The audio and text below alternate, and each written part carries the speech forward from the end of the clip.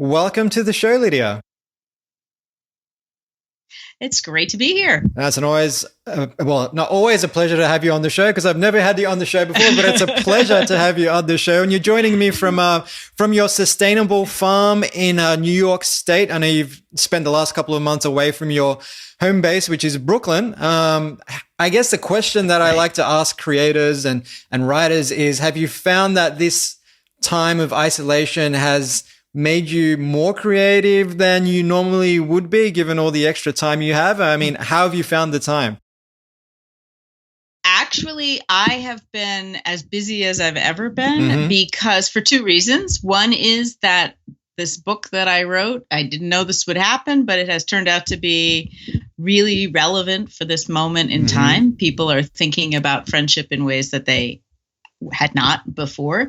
And so I've been doing a lot of this, talking to people about it. But also my day job is to be a science journalist. And so I am spending huge amounts of time writing about the coronavirus and, thinking about how it's affecting our lives and what's, everything that's going on. And it turns out that I can do all of that from up here in rural New York State pretty well. I didn't know how well that would go, but the good part of it is that I can have more of a routine. I mean, I've got my whole family here with me. So like for a lot of people, it's not so easy to work when everyone's on top of you, but I have had to do the work, and I feel fortunate to have meaningful work to do in this time. So I am not in the category of people who've had to sort of figure out how they're going to spend their time. If anything, I'm trying to figure out how to take a break and take a breath and take care of myself. Yeah. And I think a lot of people are realizing that they don't necessarily need to go to a central place of work or be in the big city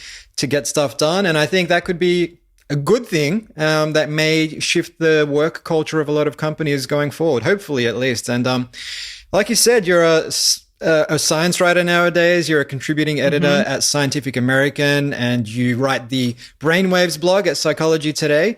But that wasn't always the case. I mean, growing up, you were totally into literature and history. What happened?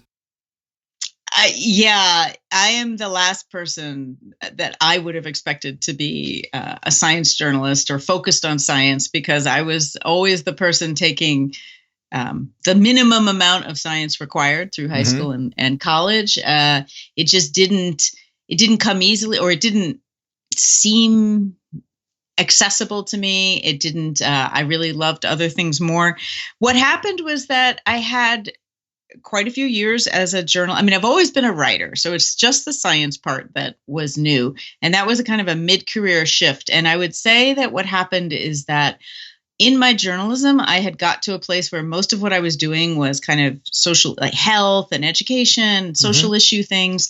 And my interest in health and the environment kind of led me to my first book, which was an environmental science book. And I still thought I was writing that book more about health than about hard science. But I ended up featuring as one of the protagonists, a guy who was a geochemist at Caltech. And I found myself sitting there having to read these very, very complicated geoscientific, journal articles. And I thought, how did this happen? And, I had a special science dictionary, and I was, translating every third word. But I found that it felt really important, the story that science has to tell. And it felt like it is a story. I mean, the scientific process is a story. So that really spoke to me. I felt like I could use the skills that I'd learned as a journalist to tell this story that felt important and like it mattered. And I had young kids. Work felt really important to me, but it was also mattered that how I spent my time while I was working should feel for my kids. And so I've just really loved it, and I kind of never looked back. And it turned out that people thought I was good at it. I think that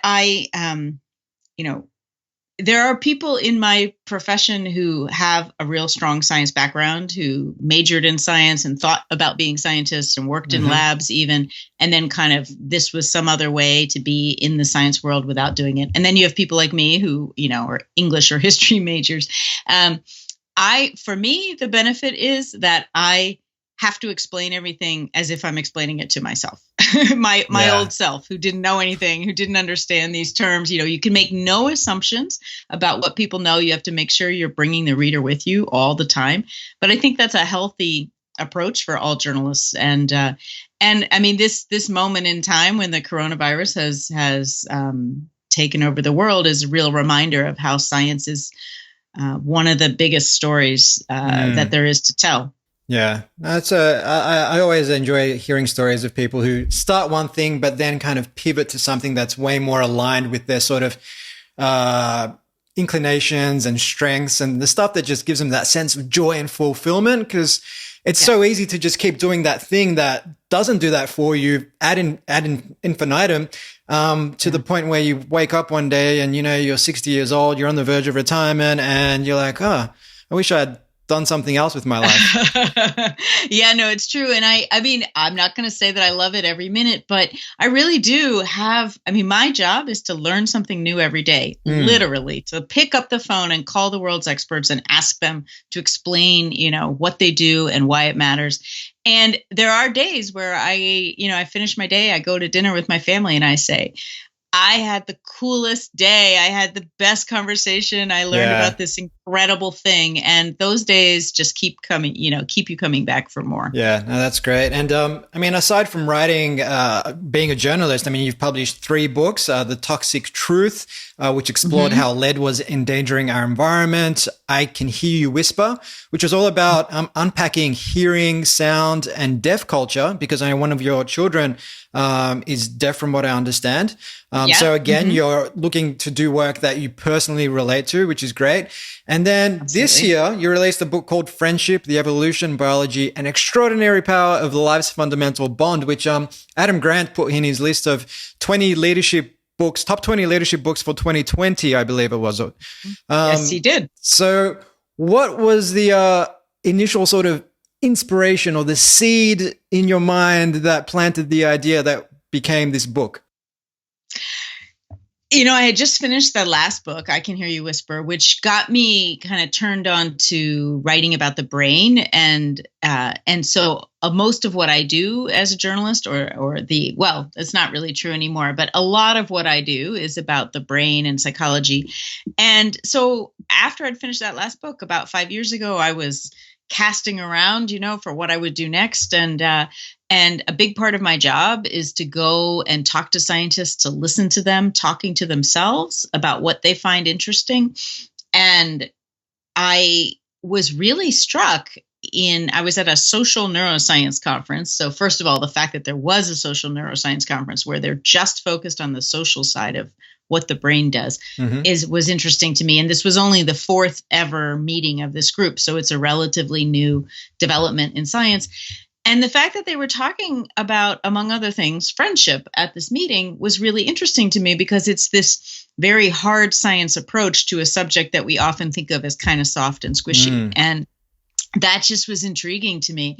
And if you're going to write a book about something, you have to be ready to engage with it for a couple of years. And so I thought it was interesting that there was a side of friendship that most people, I had to assume that if I didn't know about this biological and evolutionary side of friendship, neither did a lot of other people.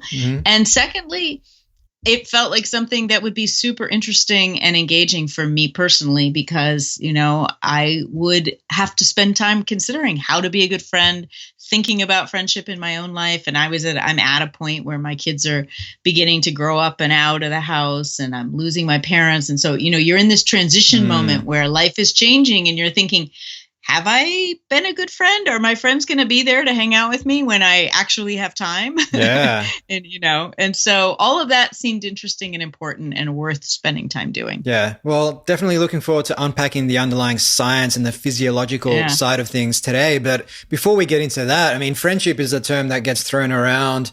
Like you said, it's quite a soft thing, or at least people have seemed to put it in that soft bucket. Yeah, we feel good when we're with friends, but we haven't really thought about it beyond that. Before we look at that though, how do you define friendship, Lydia, given that you spent 2 years looking at this topic? Well, actually, that's a really interesting piece of this, is that defining it was one of the things that scientists had to do in order to study it. So defining and measuring things is a major piece of science, right? You need variables and outcomes to measure. You need to know what it is you're talking about. And so once people started trying to study it, one of the benefits has been that we have arrived at a kind of fundamental definition of friendship, at least. So evolutionary biologists think of it as having, well, there are 3 minimum requirements: that the relationship is long lasting and stable, that it's positive, and that it's cooperative. So those things mean that, like, so in a human relationship, a friendship that's long lasting is obviously one where there's shared history. You know each other a while. You can like each other from the minute you meet. There can be real chemistry to friendship, just like romance.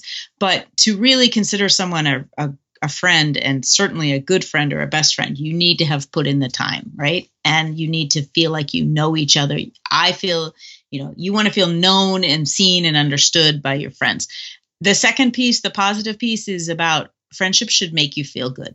It's just as simple as that. It should be a relationship that leaves you feeling stronger and more connected than when you leave it than when you came in, each time. And the cooperative part is all about the reciprocity and the give and take that friendship is about. And it really is. So from an evolutionary point of view, it's about, the rewarding parts, the fun that we get from it sort of keeps us coming back for more. And that inspires us to build those relationships. But what it's really about is having people be there for you when you need them, when times get tough, like now, right? Or, I mean, for the baboons in Africa, it's when the lions come, quite literally, right? And so I guess you don't have lions in Melbourne and we don't have them in New York City, but we have the equivalent.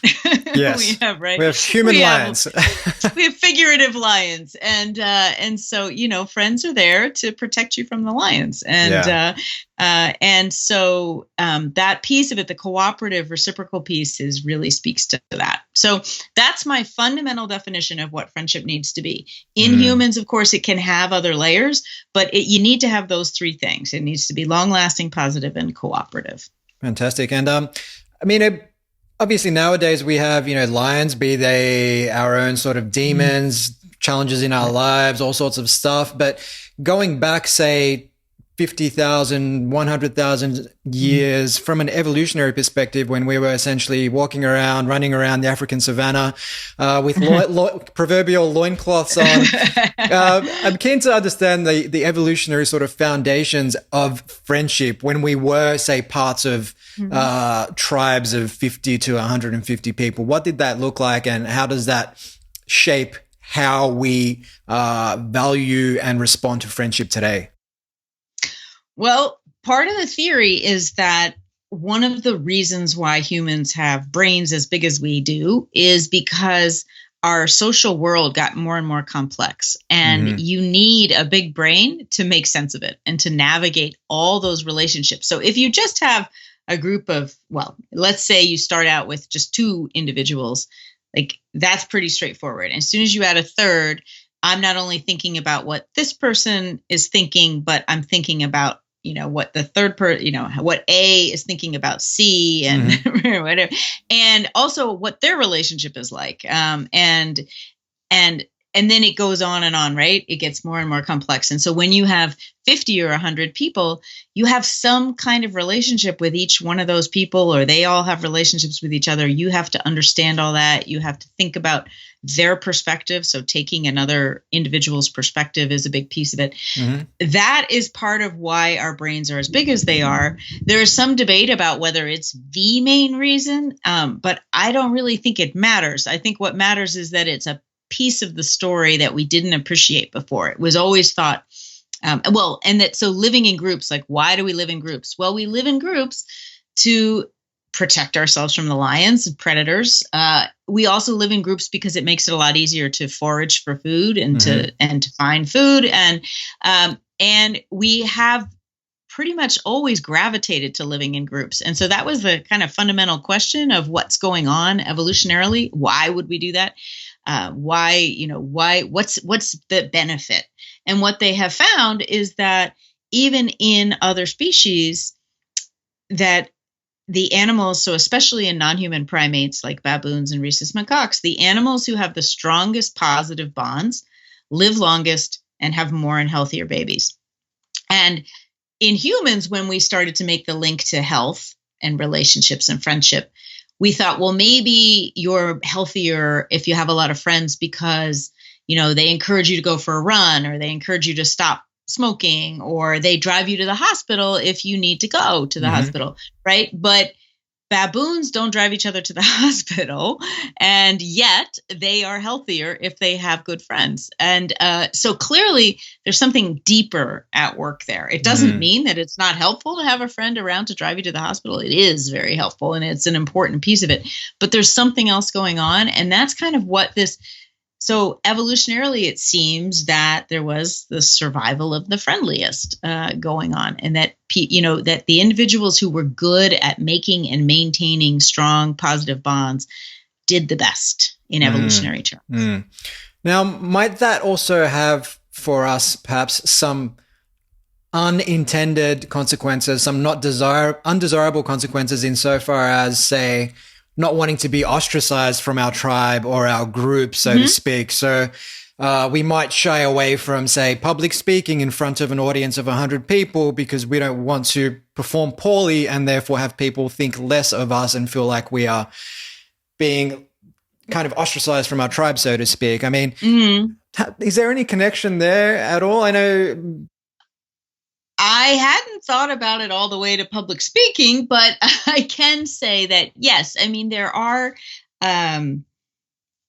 is this kind of implicit bias we have for the in-group and the out-group. And there are things that are sort of concern about how we're perceived socially can sometimes be a problem. But the thing I think that's wonderful about humans is that we have the capacity to sort of study and try to understand why we do the things we do, or how things have evolved the way they have.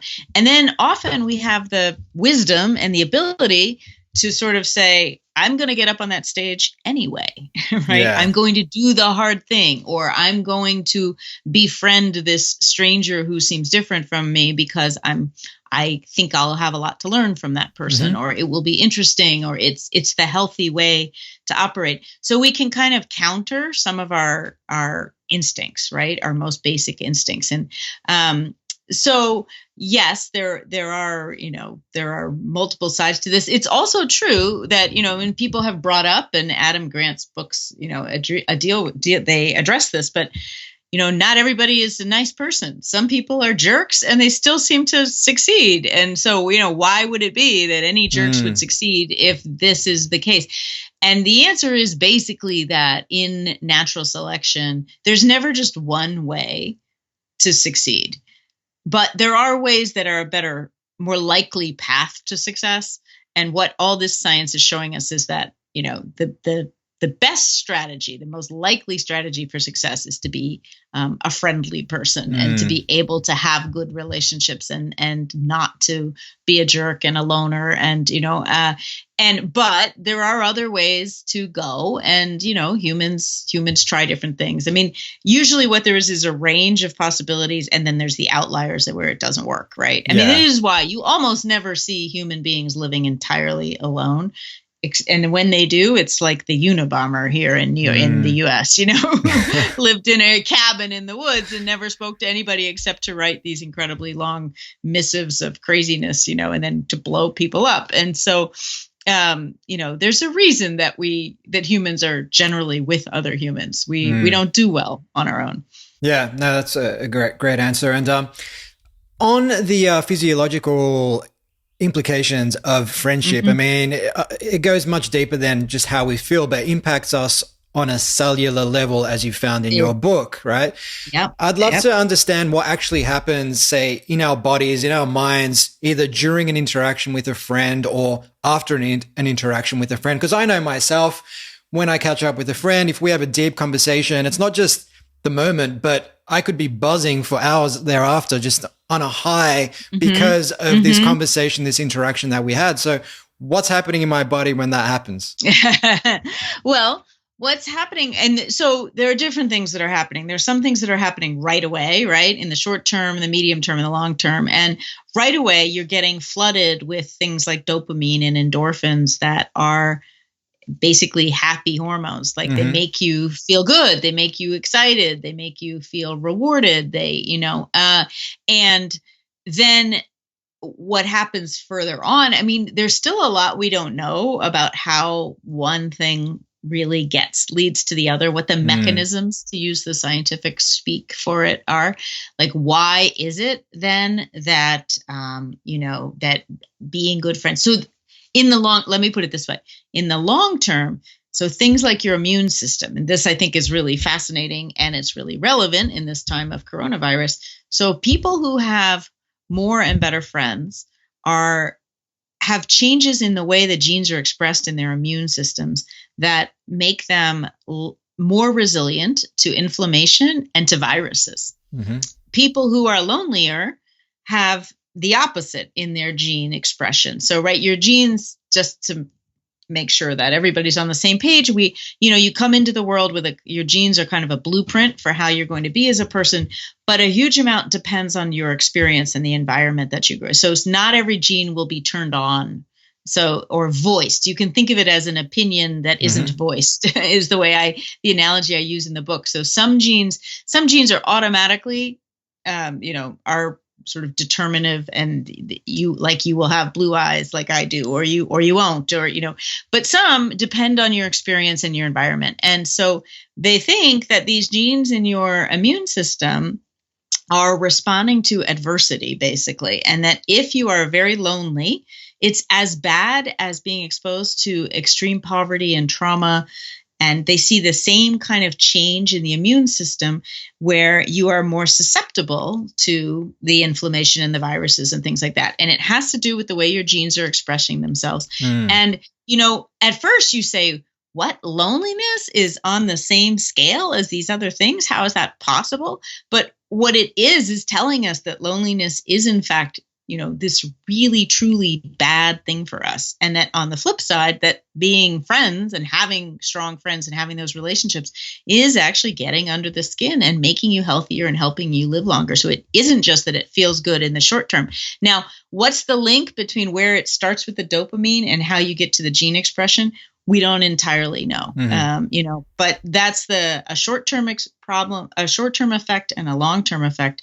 And there's things like in college students, you can see the beginnings of signs in lonely college students that they're things about the way their cardiovascular system is working and their blood pressure is working.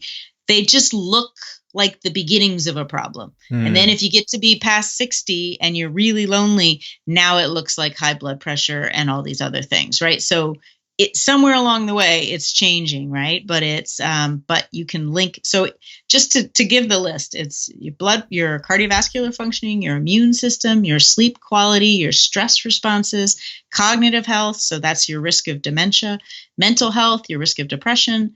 And then, the rate at which your cells age, all those things are affected by how socially connected you are. Yeah. Yep. So as you were saying, with respect to, say, that DNA being a blueprint that you go into the world to, and parts of it are voiced, other parts may not be.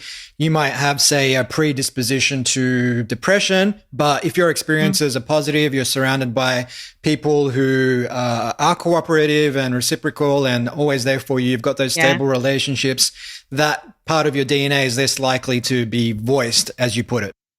Exactly. And you're also, you're going to learn more coping skills for when you do start to feel depressed. You're going to have it, it may not, I mean, now look, there are people, and I have people close to me in my life who suffer from depression and have good friends, but you have to ask, well, what would it be like if they didn't have any good friends? Like, how? What's the counterfactual? Right? Yeah. What's the counterfactual? And they have been able to, they're able to pull themselves out of it, or they get the medication and the help they need because their friends step in and say you should do this. But yes, it is likely to be much less bad than it would be.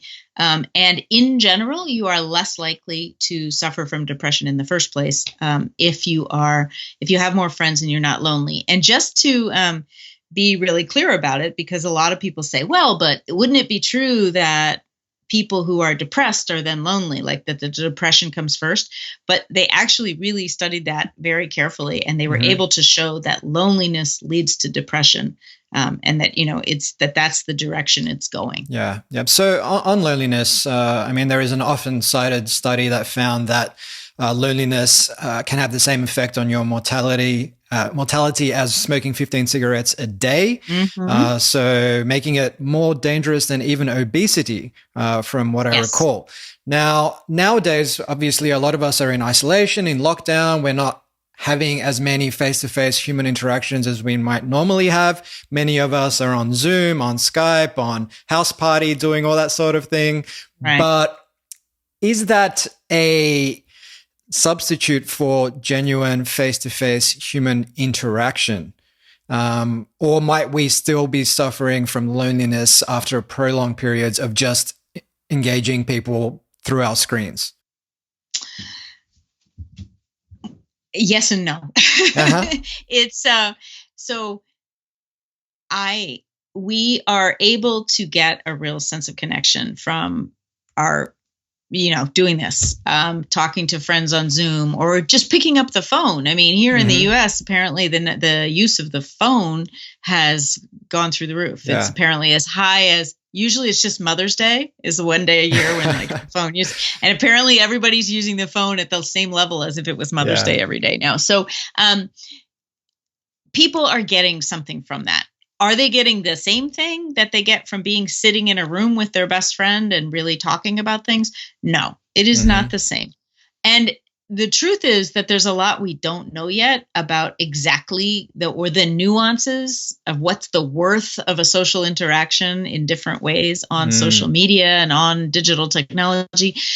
Nobody has really studied that yet. I mean, you have to remember that the internet and social media is relatively new, and at least in terms of its sort of saturation of society. And so the very first study on social media and well-being was done in 2006, right? So what is that? 14 years ago. And at the beginning, any new science is kind of a blunt instrument. So we started by just counting the hours that we were spending, and without really looking at what we were doing online, so context and content matter a lot. So in this moment, I worry a lot less about the amount of time you're online, and I worry about what you're doing there. And so if you're connecting with people in a way that makes you happy and that hits some of those buttons that I mentioned earlier. So if you think about friendship as being long lasting and positive and cooperative, well, have you told somebody that you care about them? Have you appreciated your friend today? Have you been helpful? Have you kind of shown up for somebody just by checking in, right? That would be the same thing as being stable, a stable, reliable presence. Are you, however you're interacting online, if you're doing those things, then you're getting benefit and your friendship is sort of alive and well, I guess we can say. But that doesn't mean that there isn't more that we get from face-to-face. And I really think that we will all sort of fall back into each other's arms after washing our hands, right? When we are able to do that, and that will be a glorious thing. What I hope is that we won't forget how much we missed our friends, in this time. And I think everybody is really appreciating friendship more. I mean, my job has kind of been done for me. I was started on my book tour before the coronavirus really sort of took over, saying, people take friendship for granted. You need to appreciate it more. You think you know it and you don't. And then now everybody really is appreciating the heck out of it, right? No, definitely. You don't know what you have till it's gone. Yeah, and you're absolutely right about Mother's Day as well. I have been calling my mom at least once a day during this entire period, excellent. Whereas normally it might be I'd visit maybe once a week, maybe one phone call a week, but that frequency of phone call has just gone right up, not just with her, but with friends as well. And it's but it's so true about what you do on tech. Not to say that there is a right way and a wrong way, because everybody will respond differently to different activities online. But I know with myself, if I have, say, a FaceTime call with a friend, that's going to leave me feeling a lot differently than if I spent 30 minutes scrolling, Instagram and spending like 7 seconds looking at all these different photos. Like that literally makes me feel somewhat sick after 30 minutes of doing so. Like my cognition goes out the window. Yeah. I feel down and out. Right. I need to go outside and go for a walk or something to just recharge. Well, it is one thing that we do know generally is that passive use of social media is not as good as active use. Yeah. There's questions about how bad the passive is for you, but we do think that active use, so where you are engaged and you are talking to your friend directly and all of that, is going to be better. And in this moment in time, it's going to be a lot better, I think. And it's so, what I've been saying people should do, because part of my work has been to call mental health professionals and really talk about what coping and resilience looks like in this time. And what's one thing that everybody says is that friends and social support really, really matter in a crisis like this, but also that a lot of the things that help you get through a crisis kind of overlap with friendship. So it's really good to have a routine and structure in your day. Well, so you could build time with your friends into that structure, right? Just make sure whether it's that you text or that you have your weekly Zoom happy hour or whatever it is that makes you happy, as you say, like different people are liking different things. And I'm hearing some people have just had it to hear with Zoom and FaceTime and they're sick of it. And other people are loving it.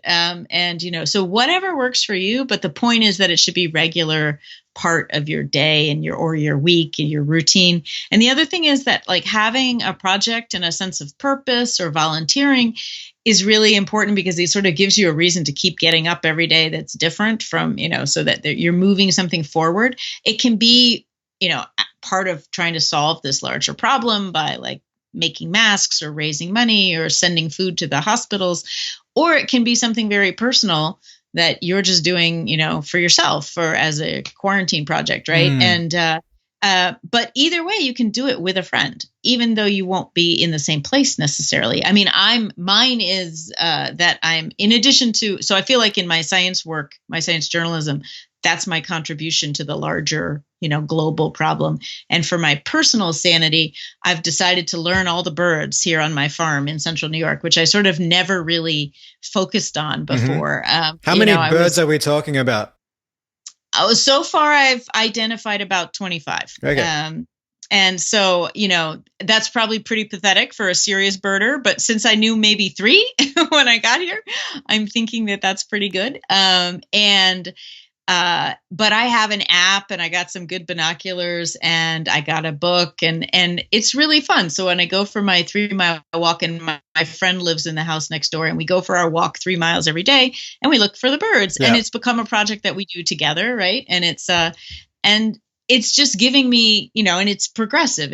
I'm getting better at it. And so, it's fun. Yeah. And people can do that with a friend. You don't have to, but it's sort of doubles the fun. Yeah, I totally relate. And I think it's so important because, while you're in lockdown, if all you're doing is just calling people, after a while, it's like, how was your day? Well, still in lockdown. That gets old after a while. And I found that by creating a project, for example, I've got a niece and a nephew. One is 12, the other's 15. I set up an entrepreneurship project where I joined them on Slack once a day for about 30 minutes. And they're working on this entrepreneurial project together. I'm providing them with mentorship around problem, solution, marketing, and so on. And that way, rather than me just calling them saying, how was your day? It's more so that I'm maintaining an active role in their lives.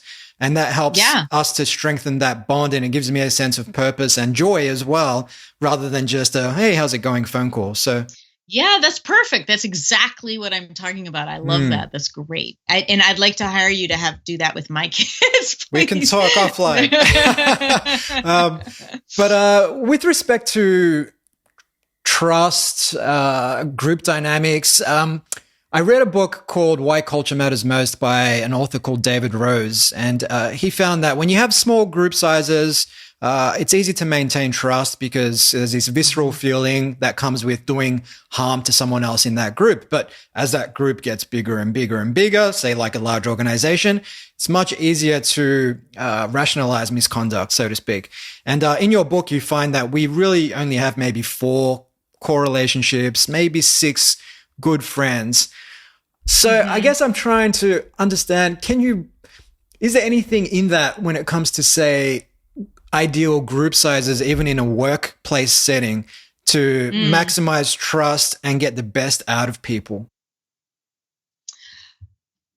I don't think of that sort of 4 average intimate people as being connected to the workplace so much. It really is about, these are the core people in your life that you really rely on and that you're going to put the bulk of your time into. So it has a lot to do with how much time you have to spend. And, we just don't have the endless hours, especially if we are working hard, to devote to all the people in our lives. And so we sort of have to prioritize and in the concentric circles going out.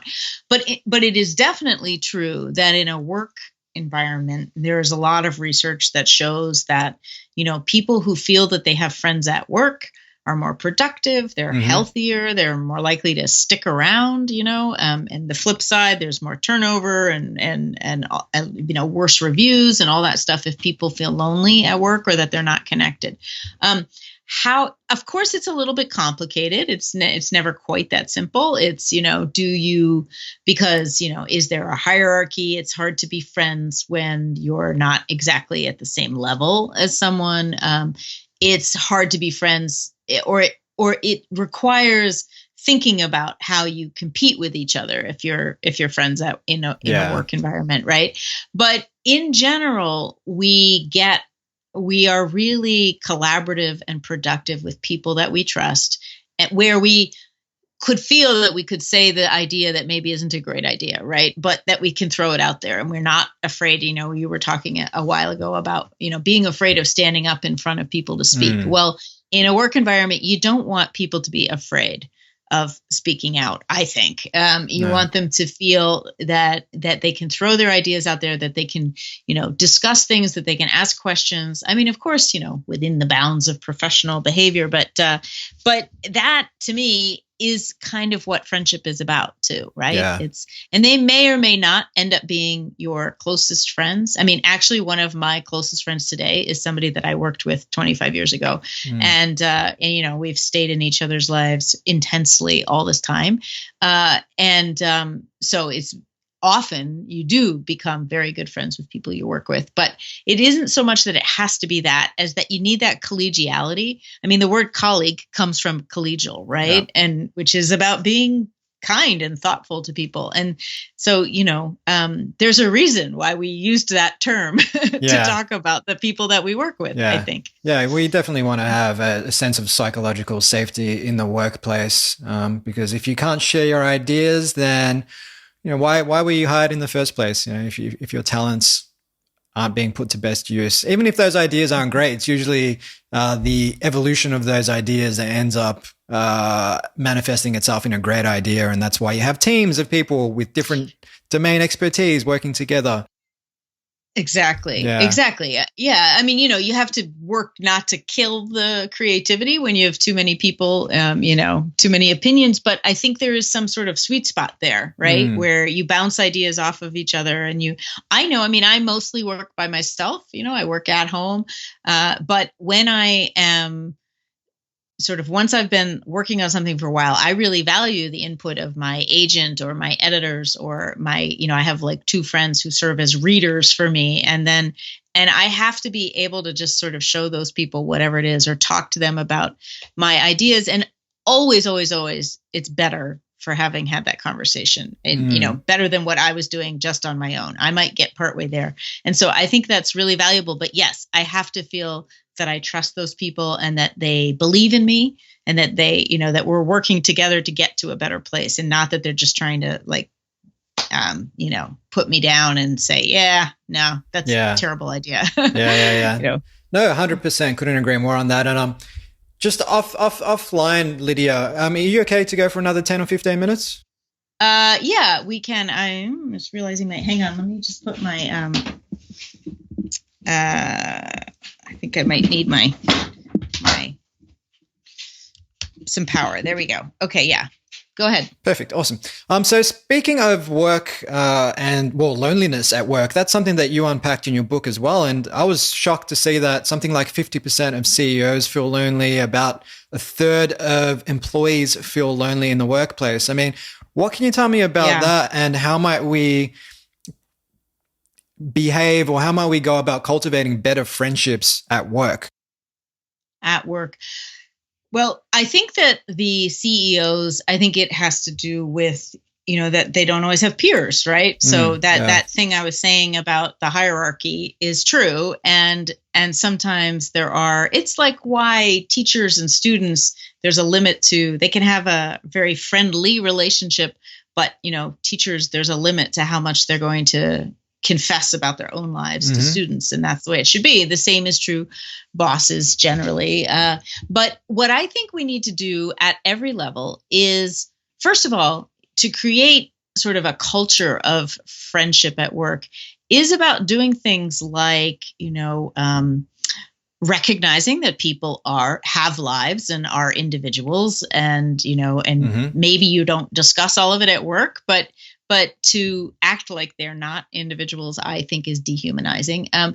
You sometimes get up and walk down the hall and talk to them in person, with Slack and everything else that we do now. Sometimes it's easier, or it feels more efficient to just kind of do it by technology. But I think there should be a moment in the day where you don't, where you interact with people face to face. And also, honestly, it sounds almost corny, but things like if you're in an office together, like saying hello to people and kind of acknowledge, being friendly, creates an expectation, and the senior people should do it, because then it creates the norm, right? It sets the norm and the standard and says, this is how we treat each other. I also think it's really important to be working to develop relationships with peers who are on your level in whatever your field is. I mean, this is critical for me, partly because I work mostly by myself, but I make a real point of going to meetings and conferences, not just because I need to hear from the scientists, but because I want to hang out with the other science journalists, right? And then I've really developed good relationships with those people, and I count quite a lot of other writers as my friends. And, we have a lot to talk about. You can talk shop in a way that you can't with people who don't do exactly what you do, but also like they really get it, they get what you're in, and they can be helpful. Now that's there's a piece of friendship there that's kind of about agency and what people can do for you. I'm talking about that sort of, but I'm not entirely saying like this is just about networking. That's not what I mean. I do mean that it is important to feel that you have people who you consider friends, who are your peers in your field, I think. And for me, that has really helped me to grow in my work and to feel more confident in what I do. And yes, it has also benefited me by paying off in terms of, other connections or opportunities and things like that. Yeah. But it isn't just about that. And so especially people who work alone, though, I think have to go out of their way to interact with people, in the time before when we could go to lunch.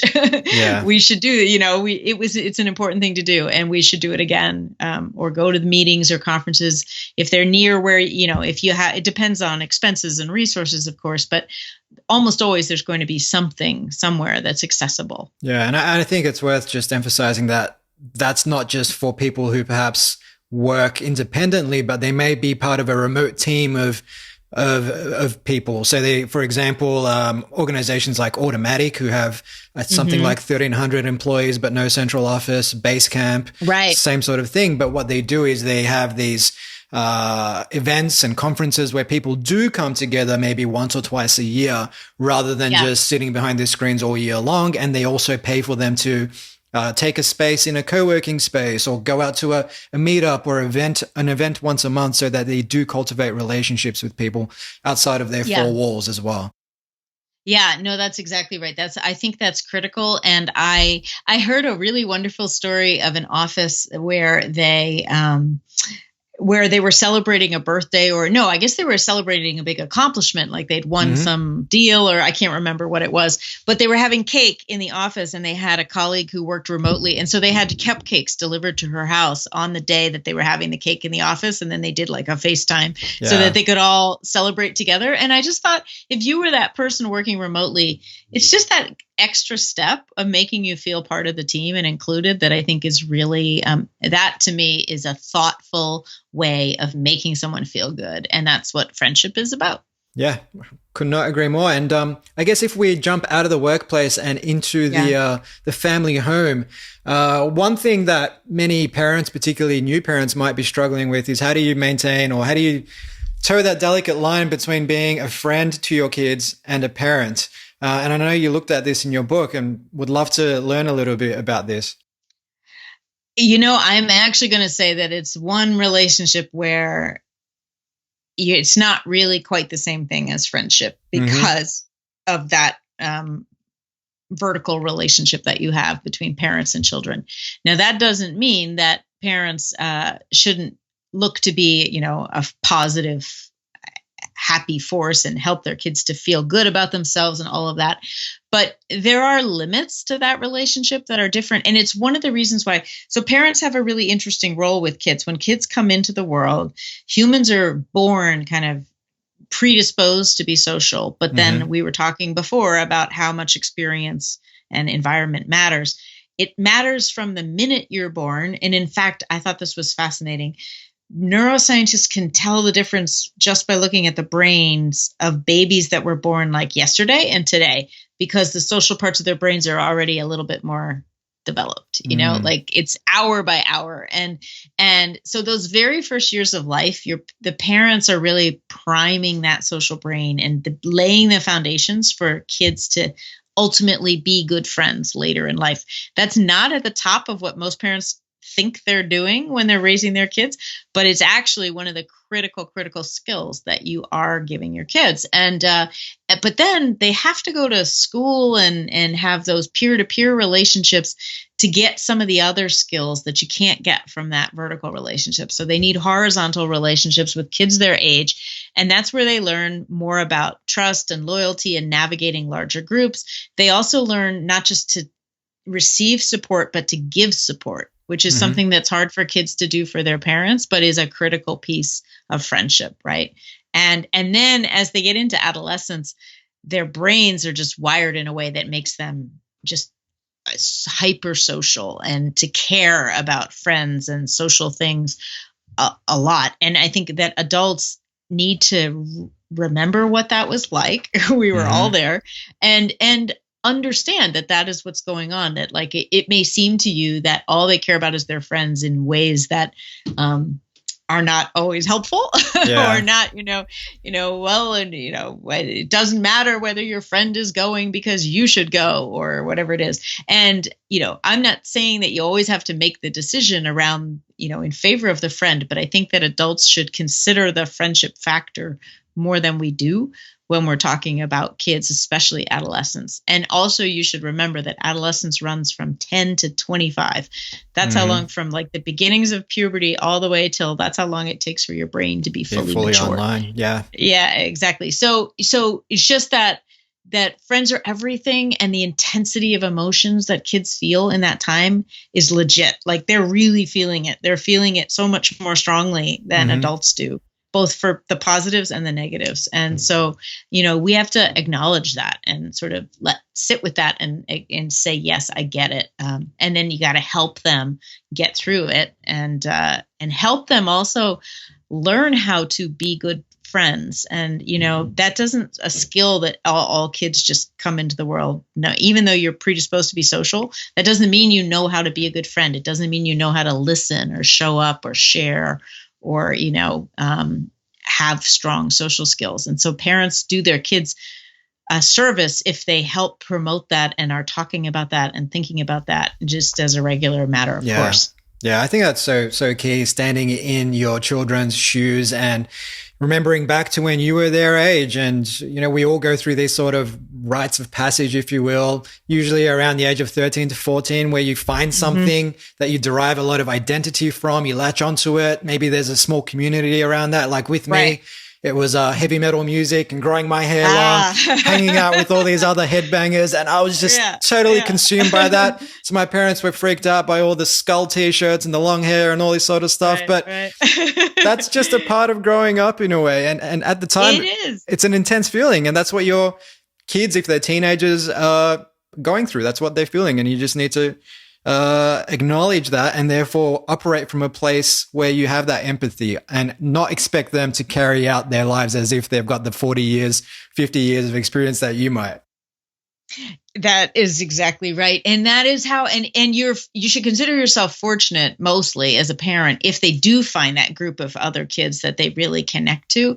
I can now sometimes those kids seem like, you know, they're bad news or they're a bad influence, and maybe they really are. And if they are, that's a different question. And unfortunately, of course, your kid at that age doesn't want to hear it from you. So maybe, you know, the answer is then to sort of work at putting them in other situations where they can find other people. Actually, somebody said to me a really one way of thinking of it and of expressing it to kids is to say, like, look at your 5 closest friends and what they're like, and I can tell you who you are and who you're going to be when you grow up, right? And so who you surround yourself by is a statement that you make about who you want to be. And sometimes that helps kids like take a step back and look at, is this the kind of person that I want to be like when I'm older?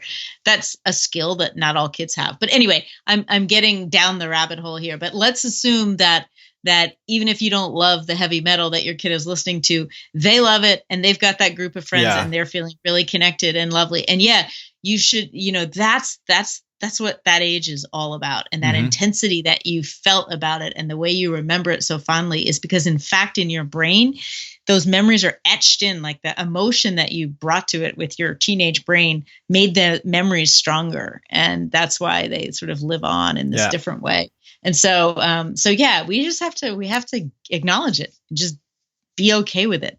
That's it. And I mean, just on what you said there about who you surround yourself with, I mean, that echoes Jim Rohn's famous quote, you are the sum of the 5 people you spend the most time with. And well, there you go. Right. Yeah, it's so key. And maybe we'll finish with this, Lydia, given that you've done so much work in the space of friendship over the last couple of years, I mean, how has it changed your relationship with friendship?